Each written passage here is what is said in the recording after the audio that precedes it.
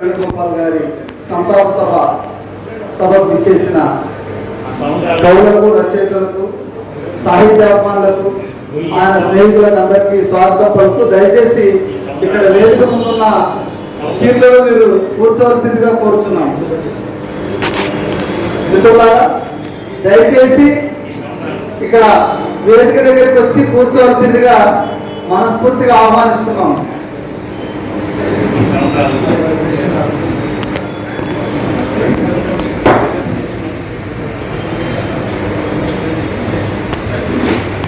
దయచేసి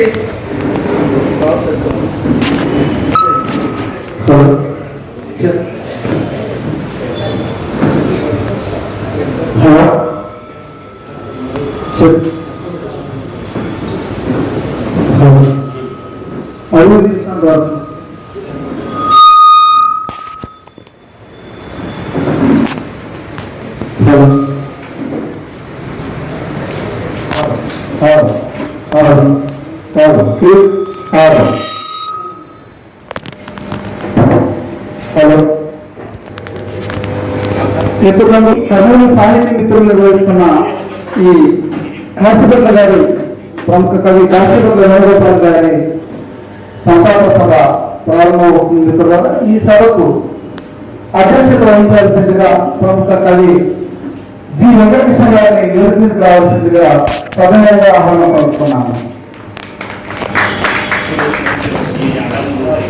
కాశీపట్ల సాహిత్య జ్ఞాపకాలను నెరవేర్చేందుకు చేసిన కవి, రచయిత, విమర్శకుడు చంద్రశేఖర్ గారిని వేదిక రావాల్సిందిగా సగౌరవంగా ఆహ్వానిస్తున్నాను.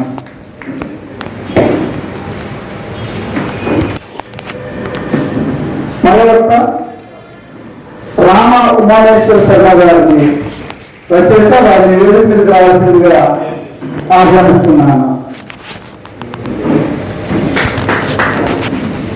అలాగే కర్నూలు చెందిన ప్రముఖ సంగీత విద్వాంసులు కాశీపట్ల గారికి స్నేహితులు దయానంద గారిని వేదిక రావాల్సిందిగా సగౌరవంగా ఆహ్వానిస్తున్నాను. మిత్రులారా, ఈ సభను నిర్వహించవలసిందిగా కవి వెంకటకృష్ణ గారికి తెలియజేస్తూ సభను అప్పచెప్తున్నాను.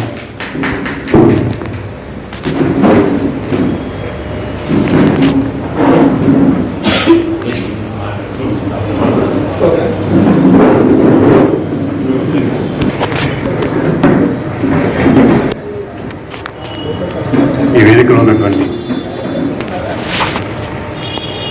సాహితీ ప్రేమికులు, ముఖ్యంగా కాశీపట్లను ఇష్టపడే లేదా తెలిసినటువంటి స్నేహితులందరికీ, పెద్దలకందరికీ ధన్యవాదాలు తెలియజేసుకుంటున్నాం, మనసు తెలియజేసుకుంటున్నాం. నిజానికి ఈరోజు ఈ సభ మేము అన్ని సభలు జరిపే లాంటి ఉత్సాహం లాంటిది అయితే మాత్రం కాదు. మమ్మల్ని అర్ధాంతరంగా, చాలా ఆకస్మికంగా వదిలేసి వెళ్ళాడు అనే బాధలో నుంచి ఈ సమావేశం జరుగుతుందండి. నిజానికి ఆయన స్టైల్, ఆయన రచనా స్టైల్ లాగే ఆయన నిష్క్రమణ కూడా ఉన్నట్టుగా నడిచింది. జీవితం ఒక సంక్లిష్ట వాక్యం ఎట్లా ప్రారంభమవుతుందో, ఎట్లా ముగుస్తుందో తెలియని రచనా విన్యాసం అయింది. ఆయన రచనలు ఏమైనా చదివిన వాళ్ళకి తెలుస్తుంది. వ్యాకరణాలని పట్టించుకొని, లేదు వ్యాకరణాలని ఏదో మేరకు చిన్నాభిన్నం చేసి, లేదా వ్యాకరణ అంశాలను ఎంచుకోవడానికి ఒకటి మెర్చి చేసి రాసే వాక్యం అయింది. అట్లా ఒక వాక్య ప్రారంభానికి కానీ వాక్య అంతానికి కానీ కాశీపట్ల దగ్గర కుదురు ఉండదు, పద్ధతి ఉండదు. అట్లా లేకపోవడం కూడా మా లేదా నా శైలి, నేను అట్లా ఉంటాను. అయితే మీ లోకం మాత్రం అట్లా ఉందా, మీ లోకమైన పద్ధతిగా ఉందా, మీ జీవితమైన పద్ధతిగా ఉందా అని అడిగే వచ్చాను.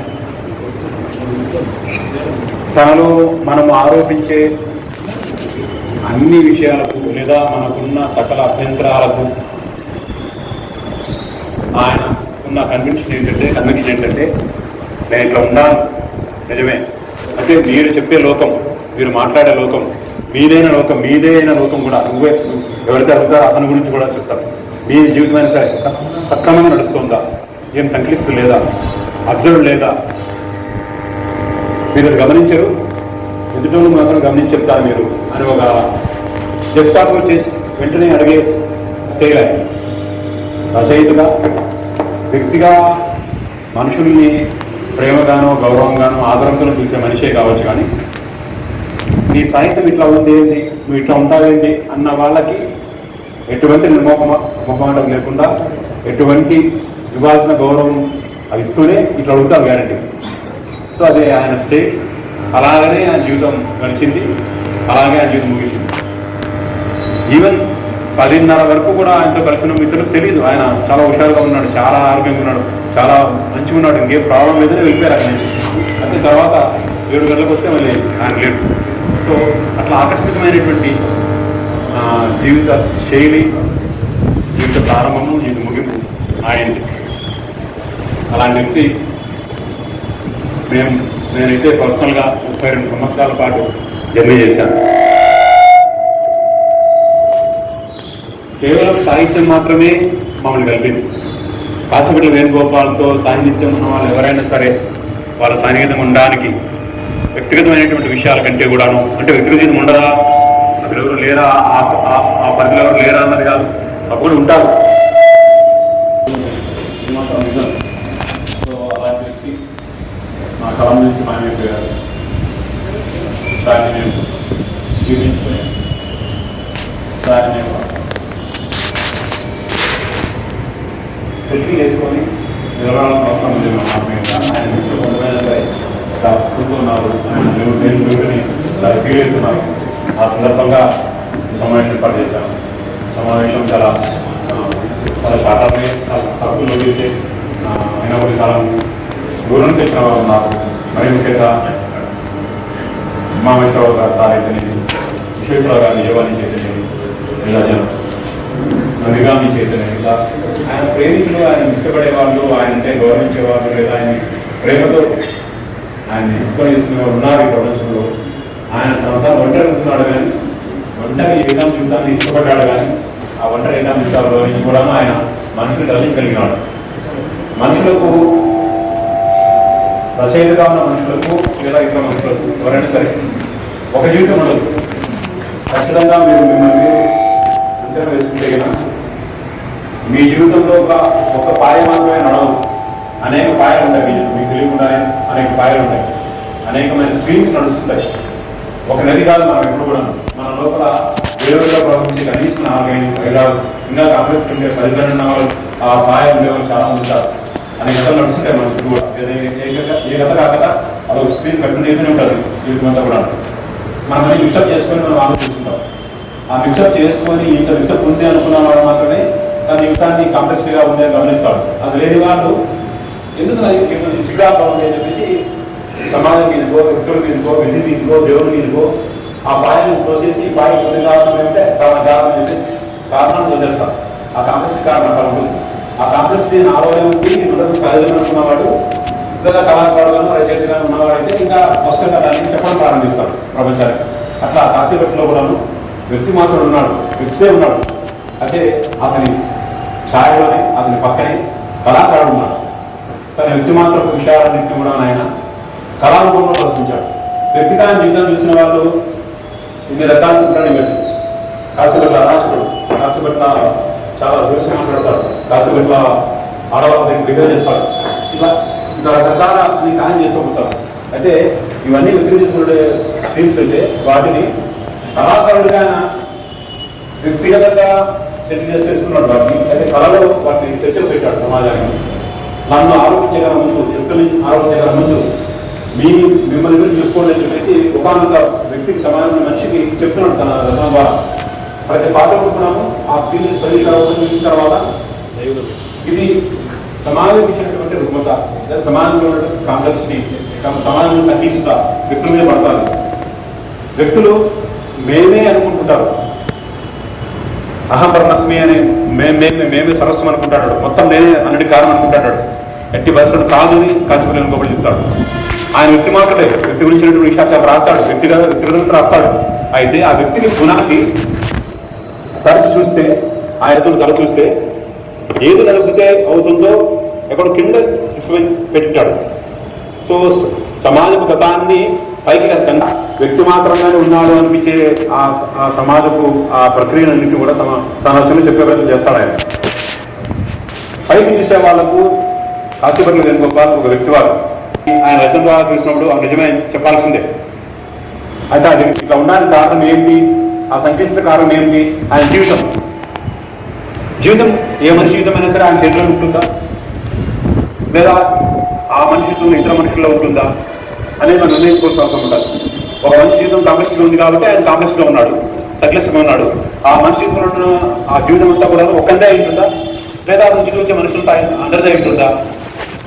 ఒకవేళ ఒక మనిషి జీవితంలో 10 మంది ఉన్నారనుకోండి, పాత్రలు బంధువులంతా 10 మంది ఉన్నారనుకోండి, ఆ 10 మంది మాత్రమే బంధువులుగా ఉంటారా, సమాజంగా మారిపోతారా? సో అట్లా ఆ 10 మంది అయినా సరే సమాజం నడిపిస్తున్నారు తప్పకుండా వాడికి. అట్లా సమాజ ప్రభావం కాశీపట్ల వేణుగోపాల్ సాహిత్యం మీద కానీ, లేదా కాశీపట్ల వేణుగోపాల్ సాహిత్యం అంతర్గతమైనటువంటి పొరల మీద ఉంటారు చెప్పాలి. ఆ మేరకు వ్యక్తివాదంగా కనిపిస్తుంది. తన పరిణామాలన్నింటికి, తన సంగీతానికి, తను చెప్పే విషయాలన్నింటికి కారణం తన చుట్టూ ఉండే సమాజం అని చెప్పడం ద్వారా, తన జీవితం చెప్పడం ద్వారా ఆ జీవితం వచ్చినటువంటి సమాజం చెప్తారు ఆయన. సో ఆయన చూడడానికి మనం ఒక 2 లేయర్స్ పెట్టుకోవాలి, అద్దాలు పెట్టుకోవాలి. మన చూపు ఒక 2 అద్దాల నుంచి దాటి ఆపణ పడుతుంది. వ్యక్తులు చుట్టూ జీవితం, ఆ జీవితాన్ని ప్రభావించే సమాజంలో ఆయన సమాజాన్ని చెప్తారు. కళాకారుడు అయినందువల్ల ఆ విషయాలను కళాత్మకంగా చెప్పే దీంట్లో ఆయన రచన కూడా కాంగ్రెస్గా మారిపోయింది. రచన విధానం కూడా కొన్ని విషయాలను చూపించుకొని చెప్తాడు కాబట్టి ఒక సంక్లిష్టమైన విషయంగా మారిపోయింది. చదివే వాళ్ళకి ఇంత కష్టం నుంచి చెప్తాడు ఏంటి అని అనిపిస్తుంది. దానికి కొంచెం శ్రద్ధగా చూస్తే కళాకారుడిగా ఆయన సాధించిన ఘనత తెలుపుస్తాయి. తెలుగులో ఆయన లాగా రాసేవాళ్ళు ఎవరు లేరు, ఇక రాష్ట్రంలో ఎవరు లేరు.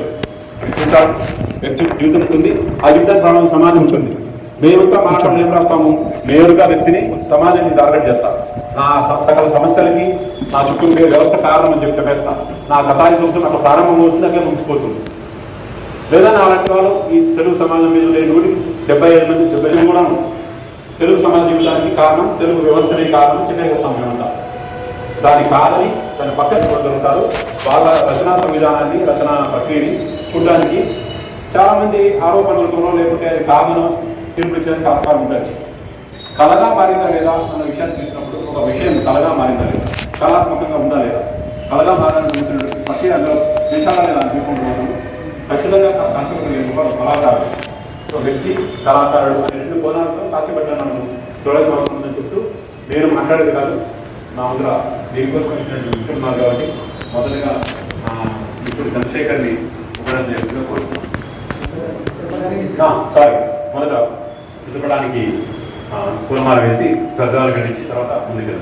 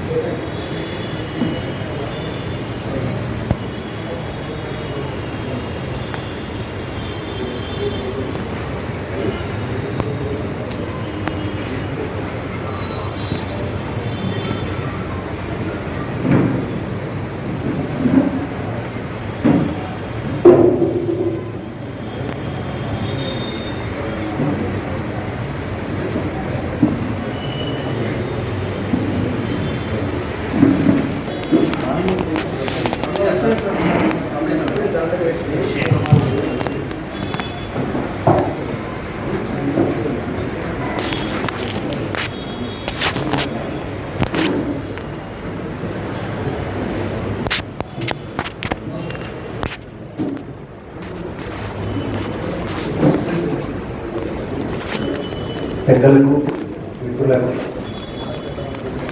అభివాదాలు. కాశీపట్ల వేణుగోపాల్ గారిని ఈరోజు ఇలా రావడం కొంచెం ఇబ్బందిగానే ఉన్నా, కాశీపట్ల వేణుగోపాల్కి హింసెట్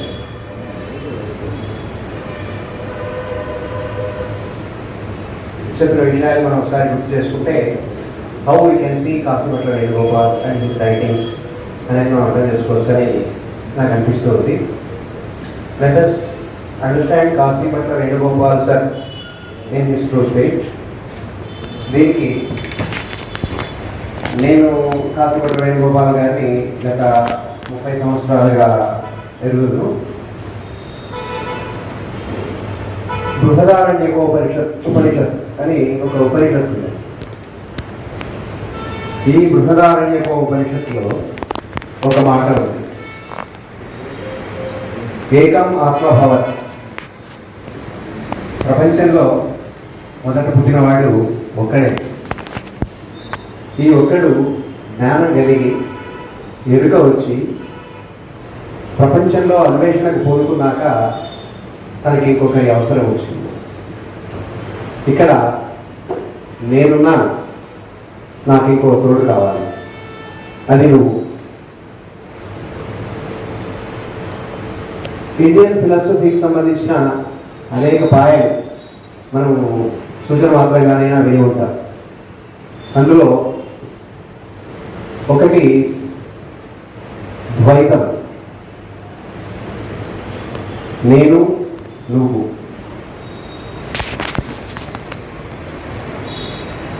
నేనున్నాను, నాకు తోడుగా నువ్వు ఉన్నాను. ఇది ప్రపంచం. అయితే నేను నీకు ఎంతవరకు తీసుకుంటాను అనే ఒక పేచి ద్వైతంలో ఉంది. నేను అంగీకరించాలి, నీ విలువలను అంగీకరించాలి. నీవు నాతో నడవగలవా లేదా, నాతో ఉండగలవా లేదా. నీకు నాకు మధ్యన నిరంతరం ఒక యుద్ధం జరుగుతుంది. ప్రకృతికి నాకు మధ్యన ఒక యుద్ధం జరుగుతుంది. దేవుడికి నాకు మధ్యన ఒక యుద్ధం జరుగుతుంది. నా చుట్టూ అనేక కష్టాలు ఉన్నాయి, ఇబ్బందులు ఉన్నాయి, బాధలు ఉన్నాయి. నాకు కొంత చైతన్యం ఉంది. ఈ చైతన్యానికి బయట ఉన్న ప్రపంచానికి మధ్యన ఒక ఘర్షణ వాతావరణం ఉంది. దీన్ని అర్థం చేసుకోవడం ఏంటి అనే దగ్గర ద్వైతం ప్రారంభమైంది. ఈ ద్వైతంలోంచి తర్వాత కాలంలో త్వమేవాహం త్వమేవాహం త్వమేవాహం అసంశయ అని ఆరుద్ర గారు చెప్పిన పద్యం మీకు గుర్తుంటుంది. నువ్వే నేను, నువ్వు నేను నుంచి నువ్వు నేనుకు వచ్చిన ఒక మార్పు. ఈ మార్పు అద్వైతంలోని. ఇక్కడ నువ్వు నేను వేరు కాదు, నువ్వు నేను ఒకటే. ఈ ప్రకృతి మన ఇద్దరికీ సమానంగా ఉంది. ఈ ప్రకృతిలో మన ఇద్దరం సమానంగా ఉన్నాము, ఇద్దరం లేవు, ఇద్దరు ఒకటే అనే భావంతో అద్వైతం నడుస్తుంది. అయితే తెలియని కోణాల్లో ఎక్కడో నాకు నీకు మధ్యన ఘర్షణ జరుగుతూనే ఉంది. ఈ ఘర్షణ ఒక సమస్థితికి వచ్చి ఇద్దరి మధ్యన, ఇద్దరి జీవితాల్లోని అసంగతాల మధ్యన ఒక వారధి సమకూరినప్పుడు, ఇద్దరు సజావుగా ఉండగలము అనుకున్నప్పుడు ప్రశాంతత ఉంటుంది. అట్లాంటి ప్రశాంతత మొదట్లో లేదు. ఇప్పుడు చెప్పినప్పుడు మామూలుగా చెప్పినట్టు ఎప్పుడో ప్రిమిటివ్ సమాజంలో నేను ఒక్కడనే ఉన్నప్పుడున్న సమతుల్యత, ప్రశాంతత నువ్వు వచ్చాక కరువైంది, ఘర్షణ పెరిగింది. ఈ ఘర్షణలోంచి నిన్ను చూడడం మొదలుపెట్టాను, నీతో పాటు నన్ను చూసుకోవడం మొదలుపెట్టాను. దీన్ని రకరకాల తత్వవేత్తలు రకరకాలుగా వ్యాఖ్యానించారు, విశ్లేషించారు.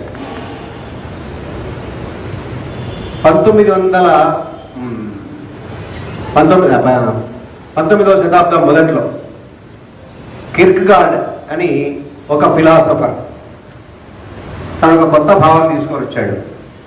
ఆ భావన ఏంటంటే, ఈ ప్రపంచంలోని ఏ విలువలు కానీ, ఏ సాంప్రదాయాలు కానీ, కులం కానీ, మతం కానీ వ్యవస్థలు కానీ నన్ను శాసించగలవు. నా వ్యక్తిగత నిర్మాణానికి, నా వ్యక్తిగత కార్యక్రమాలకు, నా చర్యలకు నేనే బాధ్యుడిని. నా విలువలు నాకు ప్రత్యేకం. నేను ఒక ప్రత్యేక వ్యక్తిని. ఈ ప్రపంచంతో నాకున్న నిమిత్తం ఏంటి అంటే, ప్రపంచంతో నాకు చోటిచ్చింది అంత మాత్రమే. ప్రపంచం నన్ను శాసించలేదు. No external power can overrule me. నాకు నేనే అనే ఒక భావన నన్ను నేను సంపూర్ణం చేసి పనికొస్తుంది అని కిర్గాడ్ అనుకున్నాడు. కిర్గాడ్ దాన్ని ప్రచారం చేశాడు. ఈ కిర్గాడ్ చేసిన ప్రచారం యూరప్లో స్టార్ట్ అయ్యి, మరీ ముఖ్యంగా చెప్పాలంటే డెన్మార్క్లో స్టార్ట్ అయ్యి, ఆయన ఫిలాసఫర్ అంటారు, డెన్మార్క్లో స్టార్ట్ అయ్యి ప్రపంచవ్యాప్తమైంది. ఫిలాసఫీతో పాటు సమాజాన్ని ప్రభావిత సాహిత్య రంగంలో కూడా ఈ రకమైన ఆలోచన ధోరణి ప్రవేశించింది. ఈ ఆలోచన ధోరణితోటే తర్వాత కాలంలో తత్వం చెందింది జీన్ పాల్ సార్ట్రే లాంటి వాళ్ళు, సాహిత్యం వృద్ధి చెందింది లాంటి వాళ్ళు మీరందరూ చూశారు. ఇక్కడ జీవితంలో ఉన్న సంక్లిష్టత నన్ను గందరగోళపరుస్తూ ఉంది. ఈ గందరగోళం నుంచి నాకు రావాల్సిన వాల్యూ ఏదో, నాకు సమాజంలో దక్కాల్సిన స్థానం ఏదో నాకు లేదు. మీకు అందరికీ బహుశా నాకు తెలియదు ఇక్కడ ఎంతమంది చదువులు ఉన్నారో, చదువుల్లో కూడా ఎంతమంది కాఫ్కాను చదివారో నాకు తెలియదు. కానీ కాఫ్కా అని ఒక రచయిత, కాశీపట్ల వేణుగోపాల్ని ప్రభావితం చేసిన ఒక రచయిత. ఆ రచయిత తన జీవితం అంతా పెనుగులాట. ఈ పెనుగులాట ఒక సఫోకేషన్. ఆయన రాసిన ఒక కథ మెటామార్ఫోసిస్ అనే ఒక కథ ఉంది. ఆ కథలో మనిషి సబ్జుగేషన్కి లోనైనప్పుడు ఎలా పరిణామం చెందుతాడు అనేది ఆ కథలో కాఫ్కా విశ్లేషిస్తాడు, కాఫ్కా రాస్తాడు. కాఫ్కా రచయిత మాత్రమే కాదు, కాఫ్కా ఒక వ్యక్తి కూడా కనుక తనను తాను ఒక ప్రత్యేకమైన వ్యక్తిని అని భావించినందువల్ల తన మీద ఉన్న పవర్స్ అన్నీ కూడా, తనను ఇన్ఫ్లుయెన్స్ చేయగలిగే పవర్స్ అన్నింటినీ కూడా తన కనుక ఈ వ్యతిరేకత తన ఇంట్లోనే మొదలైంది కనుక తనకు తన తండ్రికి మధ్యన సఖ్యత లేనితనాన్ని కాఫ్కా తన రచనల్లో ప్రస్తావిస్తాడు. సమాజం సరే, ఇంట్లోనే, కుటుంబంలోనే తండ్రి తనకు ఈ ఎగ్జిస్టెన్షియలిస్ట్ అస్తిత్వవాద అంటే నాకు నేను అనుకునే ఒక ధోరణిని ఎంతవరకు ఏంటంటే, since I do not have free space, నన్ను మీరు సబ్జుగేట్ చేశారు, దీన్ని నేను తట్టుకోలేను అని ఒక 32 పేజీల ఉత్తరాన్ని కాఫ్కా రాశాడు. వాడు నాకు పోస్ట్ చేయలేదు. ఆయన పుస్తకాల తర్వాత ఆయన చనిపోయిన తర్వాత దొరికింది.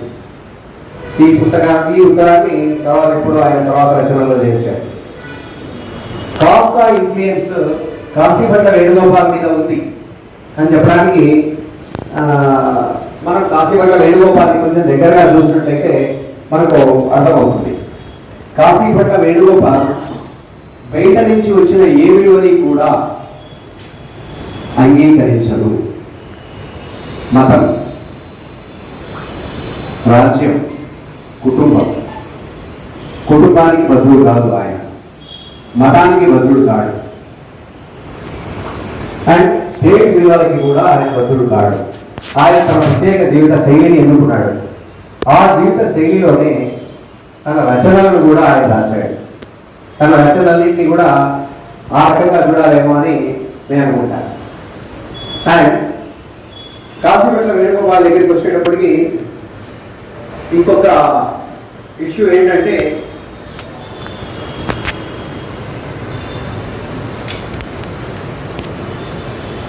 ఆయన రచనలు చదివిన వాళ్ళని అవి కొంత గందరగోళానికి గురి చేసిన సందర్భాలు ఉన్నాయి, కొంత అర్థం కాని సందర్భాలు ఉన్నాయి. ఈ మధ్యకాలంలో పరిచయమైన ఒక ఫేస్బుక్ మిత్రుడు ఆయన చాలా విస్తృతంగా చదువుతారు. ఆయన ఒక పోస్ట్ మొన్న ఒక 4 రోజుల కింద పెట్టారు. నేను చాలా విస్తృతంగా చదివాను, తెలుగు రచయితలు చాలా మంది చదివాను, చాలా 18 చదివాను. అయితే నేను చదవని ఒక ఇద్దరు వ్యక్తులు మాత్రం, ఒకరు వడ్డెర చండీదాస్, రెండవవారు కాశీపట్ల వేణుగోపాల్. వడ్డెర చండీదాస్ అనుక్షణిక నవల ఒక పత్రికలో సీరియల్గా వస్తున్నప్పుడు 2-3 భాగాలు చూశాను నేను. తర్వాత ఎందుకో దాన్ని చూడలేకపోయాను. బహుశా నేను నాకు అప్పటికి ఉన్న వయసు కానీ, నా ఆలోచన ధోరణి కానీ, ఆ రచనలు నేను తీసుకోలేని తనం కానీ నన్ను అప్పుడు అడ్డగించి ఉండవచ్చు. అయితే తర్వాత కాలంలో కూడా నేను ఆ రచన చదవలేదు. అలాగే ఇంకొక పేరు కాశీపట్ల వేణుగోపాల్. వీరి గురించి ప్రముఖంగా వినున్నాను. నా మిత్రులందరూ ఆయనకు చెడ్డీలో వస్తాయని కూడా తెలిసింది. ఆ చెడ్డీలో వస్తున్నాను చాలాసార్లు అడిగారు, కాశీపట్ల వేణుగోపాల్ని మీరు చదవలేదా అని. నేను చదవలేదని చెప్పాను. నేను చదువుతానేమో అని ఆయన అన్నారు. ఈ ఇద్దరు రచయితలు ప్రస్తావన ఎందుకు అంటే, వడ్డెర Chandidas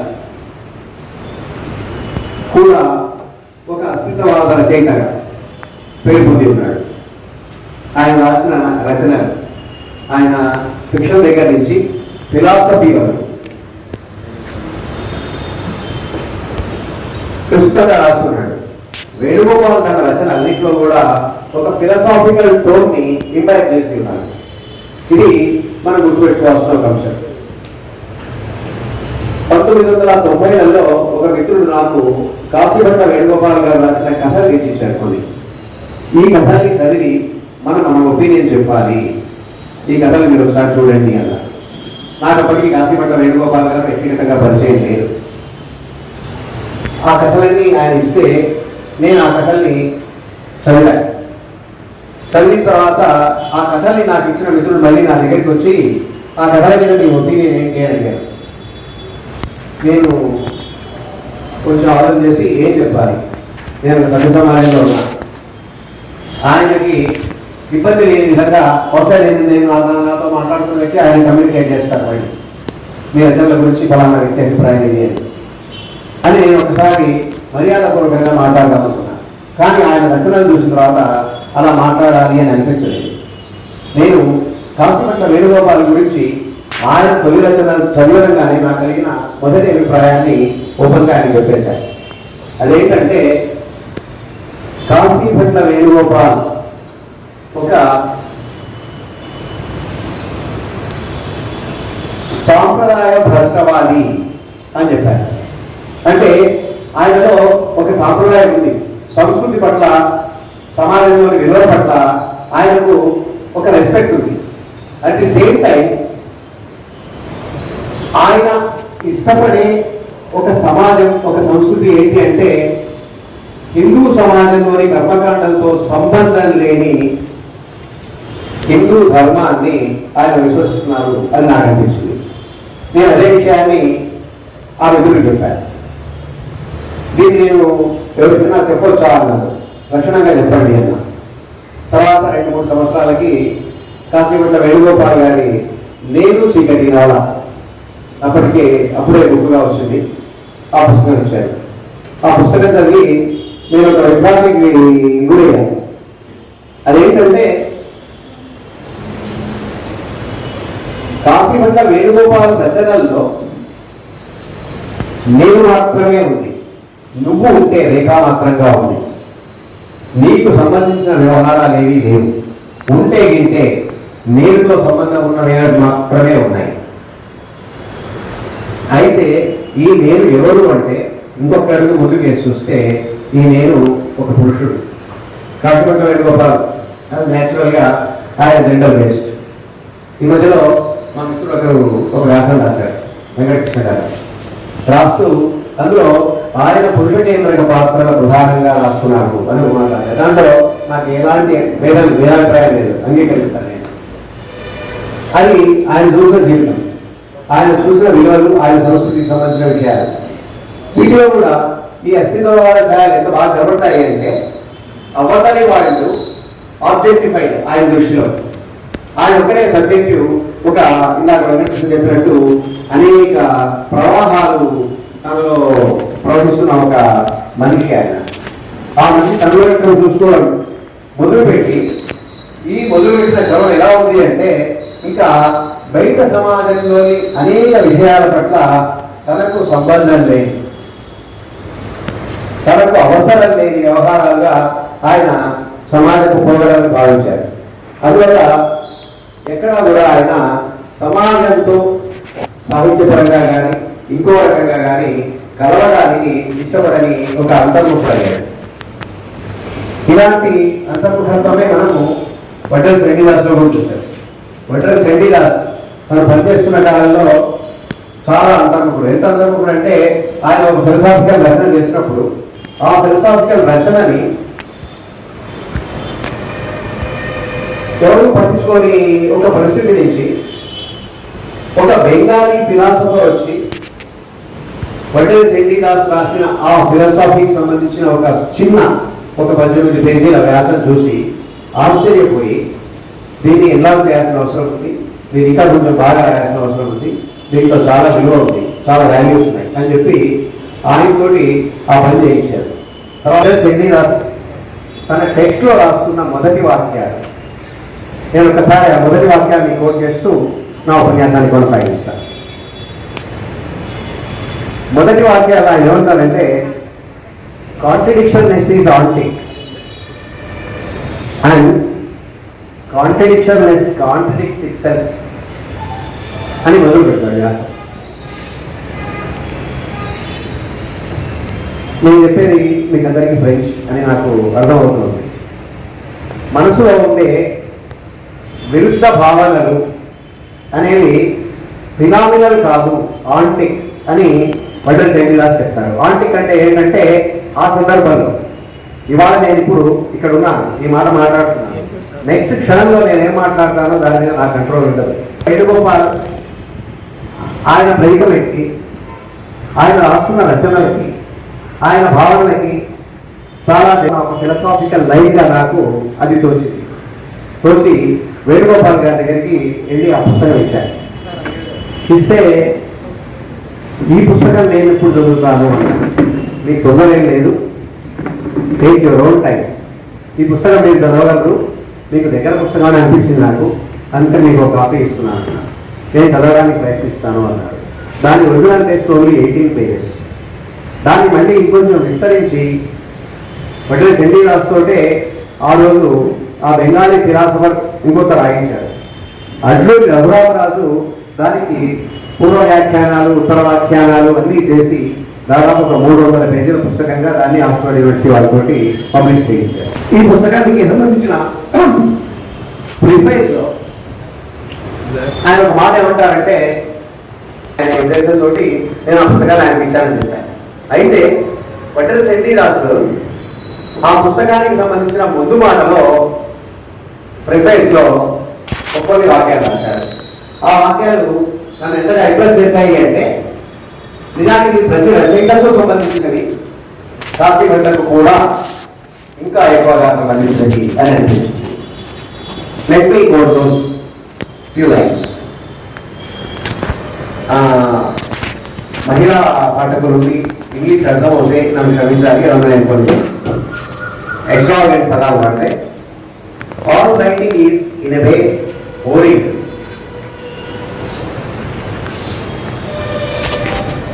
With truth. All writing is in a way boring with truth. W-H-O-R-I-N-G, boring with truth. But it is a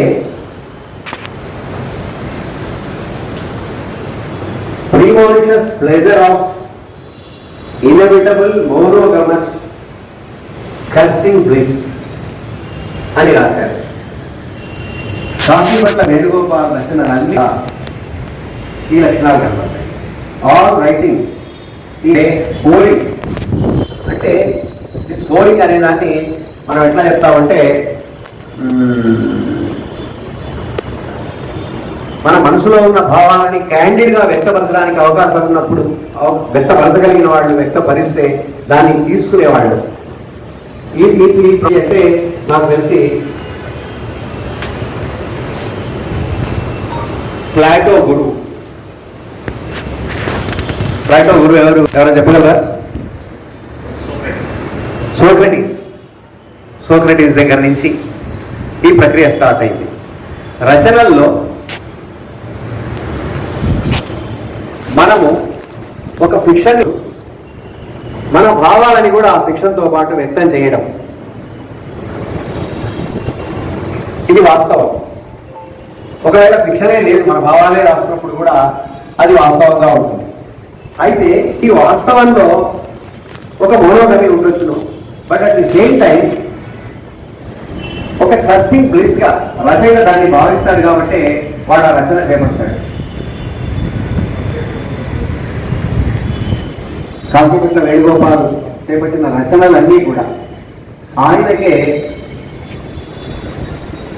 ఎక్కడో ఒక్కొక్కసారి టెంపుల్ అని అనుకుంటున్నాడేమో నాకు అనిపించే సందర్భాల్లో ఒకటి రెండు కనపడ్డాయి. ఈ మధ్యకాలంలో కాంతిపట్ల వేణుగోపాల్ మహాప్రస్థానం తర్వాత ఒక రచయిత కాంతిపట్ల వేణుగోపాల్ మీద తన ఫీలింగ్స్ గురించి రాస్తూ ఒక మాట రాస్తున్నారు. ఆ రచయిత కాంతిపట్ల వేణుగోపాల్ని కలిశాక మీరు నా రచనలు చదివారా అని కాంతిపట్ల వేణుగోపాల్ అడిగారు ఆ రచయితని. అయితే నేను మీ రచనలు చదవలేదండి, రాయలసీమలో ఉన్న ఒక ప్రముఖ రచయిత మీరు తెలిసి మిగిలిన గౌరవభావంతో నేను కలవడానికి వచ్చాను, నా పుస్తకం ఇవ్వడానికి వచ్చాను అని ఆ రచయిత తన పుస్తకాన్ని ఇచ్చారు.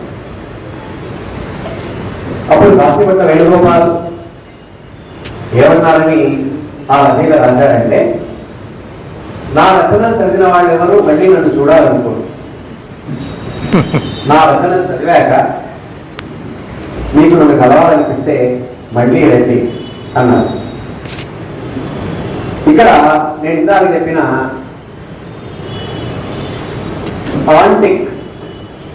కాంట్రడిక్షన్నెస్ ఈజ్ ఆంటిక్ అనేది సరిగ్గా సరిపోయింది అని నాకు అనిపిస్తుంది.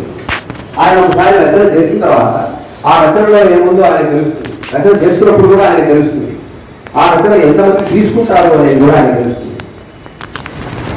అలాంటి విశిష్ట వ్యక్తి కాశీపట్ల వేణుగోపాల్. నిజానికి కాశీపట్ల వేణుగోపాల్లో ఉన్న ఫ్రాంక్నెస్ ఒక సడన్ బోర్డు లాంటి. ఒక రచయితతో నా రచనలు మీరు చదివాక నన్ను కలవాలనిపిస్తే వచ్చి కలవండి అని అన్నారు అంటే ఆ రచయిత బోర్డు వేసి మనం అర్థం చేసుకోవచ్చు. ఈ రచయిత మీద ఉండే ఫ్యామిలీ ఇన్ఫ్లుయెన్స్లు అండ్ అదర్ ఇష్యూస్ గురించి బహుశా అధ్యక్షుడు కానీ లేకపోతే ఇతర మిత్రులు కానీ చెప్తారు, కానీ నేను I will only confine my self to his literature, his writings. ఇక కాఫ్కా అండ్ వేణుగోపాల్ వీళ్ళిద్దరికీ మధ్య ఉన్న సంబంధం వీళ్ళిద్దరి మధ్య ఉండే ఆ లిటరరీ రిలేషన్షిప్, కాఫ్కాని విపరీతంగా అభిమానించేవాడు Venugopal. Kafka is also a contradictionness, anti-contradictionness. ఇక్కడ తన అభిప్రాయాలను తనే విభేదిస్తూ తన రచనని కొనసాగిస్తూ తన జీవితాన్ని కూడా కొనసాగించిన ఒక రాడికల్ రచయిత. అయితే ఈ రాడికల్ రచయితని ముందుకు నడిపిస్తున్న వాళ్ళ తనకు తెలుసో తెలియకో కిర్గాడ్ అనే ఉన్న భూతం ఒకటి. ఈ కిర్గాడ్ ఎగ్జిస్టెన్షియలిజం ఆ రోజుల్లో చూపించిన వ్యాప్తి తెలుగు సమాజాన్ని కూడా వదిలిపెట్టలేదు. ఇక్కడ మన దగ్గర చాలా మంది కాఫ్కా ఇన్ఫ్లుయెన్స్ లోనయ్యారు. అయితే చాలా మంది కాఫ్కా ఇన్ఫ్లుయెన్స్ లోనైతే కాఫ్కా ఇన్ఫ్లుయెన్స్ నుంచి విశిష్టమైన రచనలు చేసిన అతి కొద్ది మందిలో కాశీపట్ల వేణుగోపాల్ గారు. మనకి కాఫ్కాను అర్థం చేసుకునే దానికి ఇంకొక చిన్న సైంటిఫిక్ మెథడ్ ఉంటుంది. అదేంటంటే ఫిలసాఫికల్ నుంచి సైకలాజికల్ వెళ్తే థామస్ హ్యారిస్ అనే సైకాలజిస్ట్ ఏం చెప్పారంటే మానవ పరిణామ క్రమంలో 4 దశలు ఉంటాయి అన్నారు. ఆ 4 దశలు ఏంటంటే మొదటి దశ I'm not okay, you are not okay. నీకు నాకు మధ్యనే సంబంధం. ఐఎమ్ నాట్ ఓకే, నేను బాగాలేను, నువ్వు బాగాలేదు. ఇది మొదటి దశ. దీని తర్వాత ఇంకో 3 దశలు ఉన్నాయి. కాశీపట్ల వేణుగోపాల్ ఆ మొదటి దశలోనే ఆగిపోయారేమో అని నాకు ఎప్పుడు అనుమానం. ఈ మొదటి దశ సైకాలజిస్టులు చెప్పేది ఏంటంటే బాల్యావస్థలో ఉండే దశ అని చెప్పారు. బాల్యావస్థను దాటిన తర్వాత కూడా సమాజం పట్ల తనకు ఏకీభావం లేకపోవడం ఇవాళ నాటోకే అయితే, సమాజంలో తను అనుకున్న విలువలతో తను బతకలేకపోవడం ఆయన నాటో. ఈ దృష్టికోణం నుంచి మనం కాశీపట్ల వేణుగోపాల్ రచనలు చూసినప్పుడు కాశీపట్ల వేణుగోపాల్ రచనల్లో ఉన్న ఐ ఏం చెప్తుంది, ఆ ఐకున్న అనేక లక్షణాలు ఏంటి అనేది మనం అర్థం చేసుకోవచ్చు. అలాగే ఒక ఇద్దరు మనస్తత్వ శాస్త్రవేత్తలు జో అండ్ హ్యారిస్ వీళ్ళు ఒక నమూనా తయారు చేశారు. ఈ నమూనా ఏంటంటే మనిషికి సంబంధించిన మనస్తత్వ విశ్లేషణ. ఆ మనస్సు ఎలాంటిది, ఆ మనిషి ఎలాంటి వాడు ఎంత ఓపెన్గా ఉన్నాడు, ఎన్ని విషయాలు ప్రపంచంతో పంచుకుంటున్నాడు, వాటిలో ఏ దాపరికాలు ఉన్నాయి అనేది కనుక్కునేదానికి ఒక మీటర్ తయారు చేశారు. దాని పేరు వాళ్ళు ఏదో ఒక టెక్నికల్గా ఒక పేరు పెట్టుకున్నారు. ఆ పేరులో వాళ్ళు ఏం చెప్తారంటే, మీ గురించి మీకు తెలిసి మీ గురించి ప్రపంచానికి తెలిస్తే దాన్ని ఎరీనా ఆర్ ఓపెన్ ఏరియా అంటారు. అలాంటి వాళ్ళని మనము శిక్షాస్త్రాల్లో చూడవచ్చు. శ్రీకృష్ణుడి దగ్గర నుంచి, మహాత్మా గాంధీ దగ్గర నుంచి, రామకృష్ణ పరమహంస దగ్గర నుంచి, ఇలాంటి వాళ్ళందరూ కూడా arena maximum of their living part was in arena. అలా కాకుండా నాకు మాత్రమే తెలిసి ప్రపంచానికి తెలియని విషయం ఏదైనా ఉంది అంటే దాన్ని డార్క్. ఈ డార్క్ ఏరియా ఎప్పుడు ఉంటుంది అంటే నాకు సమాజంతో ఏకీభావం లేనప్పుడు, నేను సమాజంతో పంచుకోలేనప్పుడు వచ్చే విషయాలు. ఇంకా నాకు తెలియకుండా నా గురించి సమాజానికి తెలిసిన విషయాలు బ్లైండ్ అని ఇంకొక ఏరియా ఉంది. అంతా ఇంకో 4వ ఏరియా ఉంది. కాశీపట్ల వేణుగోపాల్ని గురించి మనం మాట్లాడుకోవాలి అంటే కాశీపట్ల వేణుగోపాల్ కాన్షియస్ గా తన ఎఫర్ట్స్ అన్నీ కూడా డార్క్ ఏరియా మీద పెట్టారు. He explored in to the darkness with in. ఆయనలో ఉన్న డార్క్నెస్ చూడడానికి, ఎక్స్ప్లోర్ చేయడానికి తన రచనలన్నింటినీ కూడా ఆయన ఉపయోగించుకున్నారు. మనకు ఒక గ్లేరింగ్ అండ్ పిక్చర్స్ కు ఎగ్జాంపుల్, ఆయన రాసిన మొదటి నావలకి ఆయన పెట్టిన పేరు నేను చీకటి. నేను నువ్వు లేదు, నేను చీకటి. ఆయన పెట్టిన చీకటిలోకి ఆయన ప్రయాణం, అంటే ఈ ప్రయాణం అంతర్ముఖంగా సాగింది. ఈ అంతర్ముఖంగా సాగిన ప్రయాణం సమాజాన్ని నిరాకరించింది. సమాజం నిరాకరించాడు కాబట్టి నేను సంబంధం లేదు. I started exploring myself to make myself comfortable, to make myself okay. Kasipatla Venugopal గారి సాహిత్య ప్రయాణం ఇట్లా జరిగిందని నాకు అనిపిస్తుంది. అండ్ కాశీపట్ల వేణుగోపాల్ చాలా కాన్షియస్ గా తన రచనలని,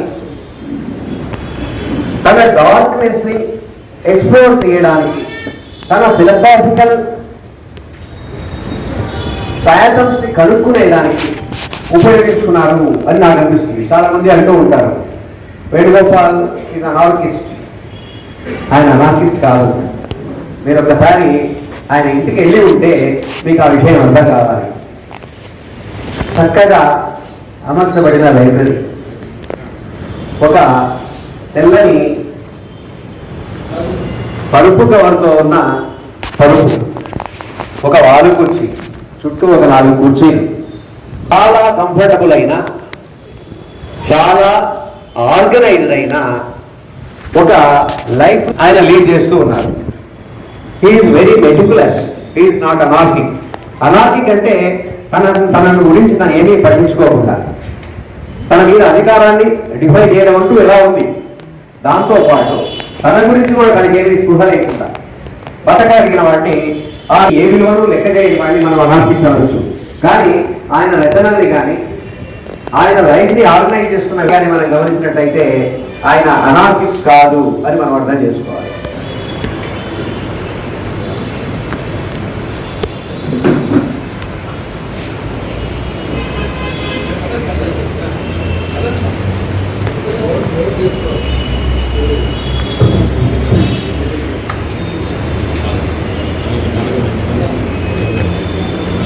మధ్యలో పారిపోయి వచ్చిన పాత్ర ఒక శిక్షక మూత్రము పోయేరాడు.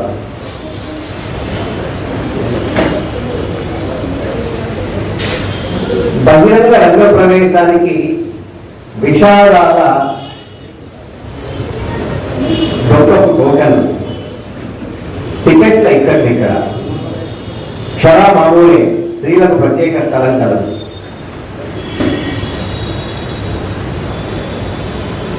ఆర్యాలకు చినిగి సిద్ధమై మొదటి కిరణం మోసుకొచ్చిన వెచ్చదనం రాత్రి కోసం ధన్యవాదించడానికి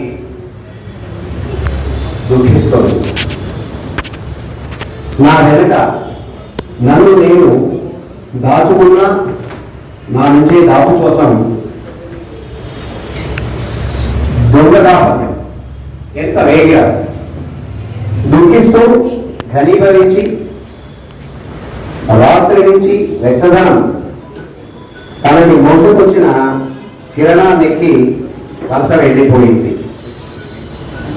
అనే ఒక కవిత ఆ చీకటి వీధి అనే ఒక కవిత ఇది. ఈ కవితలో తన ఓపెన్నెస్ అంటే తన ఎండింగ్ కూడా సరిగా రాసుకున్నాడేమో అనిపించేటట్టు రాసిపట్ల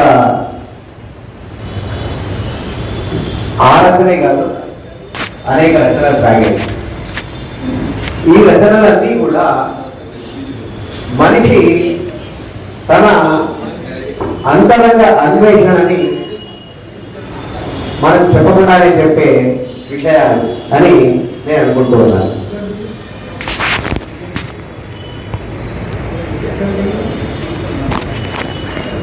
ఇవాళ వేణుగోపాల్ మన మధ్య నుంచి నిష్క్రమించాక వేణుగోపాల్ని అర్థం చేసుకోవడానికి నేను చెప్పిన ఈ రూల్స్